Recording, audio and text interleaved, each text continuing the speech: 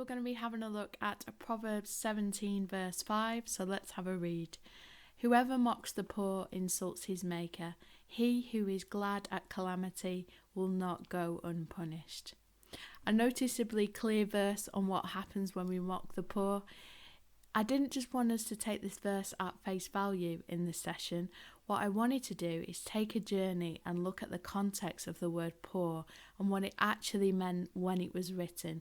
So I went and had a look, as I always do, at the Hebrew word for poor, because I wanted to know if the author just meant actual poor people, or was the term poor used in a more broader sense. And when I looked up what the word poor meant in Hebrew, I was reminded of what being poor actually meant. And often, because of our culture and our backgrounds, there are loads and loads of connotations that come with everyday words that we use and we don't even realise it. Particularly in a Christian context, when we talk about poor people, we generally think about people that are homeless or people that have no money. But the word poor can be translated into lacking or to be in want. And suddenly the word transforms, because no longer are we just looking at people who are homeless or people who have no money, but actually we're looking at all different kinds of people. People can lack all sorts of things, can't they? Not just money, food and a home, but also things like love. That people can lack love, they can lack help, they can lack abilities, all kinds of things. So mocking poor people here doesn't just mean mocking homeless people, but mocking anybody that lacks anything at all, including people that have a spiritual lacking. And when we think about that, suddenly the verse becomes relevant for our everyday lives. Whilst we might not come across anyone homeless every day, how often do we come across people who are lacking something? All the time. In fact, a lot of the conversations I have with people are based on things that they lack. And think about the conversations that you have with other people. Do you talk about things that they lack? How often do they say things like, I'm just not feeling God right now, or is God even here in this situation? And we're supposed to bring peace and justice for those people that are oppressed in our society. We're supposed to give those people a voice. Think about the minor prophet Amos. The main thing that he brought was to bring a voice to the poor people that were being oppressed by King Jeroboam II. You all know the stories of Jesus. Jesus didn't just hang out with people who were well off or who were eloquent and had loads of friends. From what we know about Jesus, actually, he hung out with the people that were downtrodden in society, the people that didn't have a voice, the people that were so poorly that they had been cast out of society. He also spent time with sinners, the people that were looked down on and made fun of by other people. And can you think of any people or groups in our society that might not have a voice?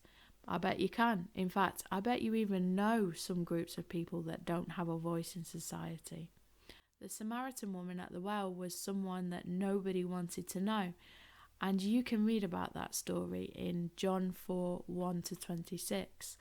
The Samaritan woman had 5 husbands, and I think it's quite easy now to judge this woman for having had 5 husbands.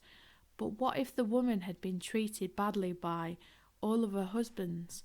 What if each husband had gone off and left her to fend for herself? Which in those days, it would have been really difficult for a woman to have had to provide for herself. And what if the people in a village had mocked her for having had 5 husbands, with no thought for why she had 5 husbands in the first place? What if each time she was left to fend for herself, she had no choice but to take another husband, because maybe that was the only way that she could survive? We just never know what people's circumstances are. And from what we know from reading into it, the woman hated going to that well, which was in public. What if each time she had to go there for water, she was mocked by people in a village? How awful that must have been. I just can't imagine what that must have been like. And she was just so desperate for this living water that Jesus talked about. just so that she wouldn't have to go through the same thing of being mocked every time she needed to go and get water. The wisdom comes when we recognise that we don't always know people's circumstances or how people got there. And as the verse says, when we mock the poor, we insult our Maker. And one of our purposes here on earth is to glorify God in everything that we do. Every thought, every word, every action. We need to be bringing glory to God in absolutely everything that we do. Now, sometimes that's really hard. I think if you're human, you will have insulting thoughts come into your mind sometimes. And if not all the time, we do criticise people. We are quick to judge, to take the mickey out of people. But it's what we do with those thoughts that counts. And it is all about discipline. Discipline your thoughts to the point where you tell yourself to stop having those thoughts, because if you let them develop, if you allow yourself to think about that, if you allow yourself to dwell on it, eventually it will come out of your mouth. Discipline is the only way to stop that. And it is hard because we do get into habits of doing certain things and thinking habits about other people, which is why we need to nip it in the bud and stop it. And if you do have friends that take the mickey out of people, be that one person that chooses not to join in. Set that Jesus-like example wherever you go. And I'm not saying that it's an easy choice to make. In many ways, it's a harder choice to make. But we have to take up our cross daily and deny ourselves, because it isn't about us. It's about God, and it's about glorifying Him. It's about doing the thing that we're designed to do. That's our purpose, to glorify God. And you don't know what God's plans are. God might be using you in that moment to reveal Himself to that other person. It isn't always about us. We're currently immersed in a society which says that it's funny to make fun of people. I don't know how much you come across it, but whenever I go onto social media, I always come across videos or pictures that were in some way designed to mock people. And then you look in the comment section of those videos and it gets even worse. And there's a fine line, isn't there, between mocking people and having a bit of banter.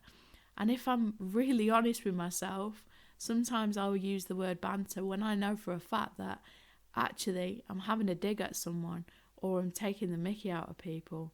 Now, I'm not saying that banter is a bad thing. Everybody loves a bit of banter, but you need to weigh it. You need to make sure that you and the other person aren't taking it too seriously, because people can end up being really hurt from it, and that doesn't glorify God in any way. So in the next session, we're going to be taking a look at the second part of the verse, which says, "He who is glad at calamity will not go unpunished." And I'll be discussing things like, if God is still a just God that punishes, why do we have Jesus? And does God still punish Christians today? So thanks for watching this video, and remember to go and check out all of the other videos in the Wisdom series. And wherever you're at today and whatever you're doing, I pray that God blesses you.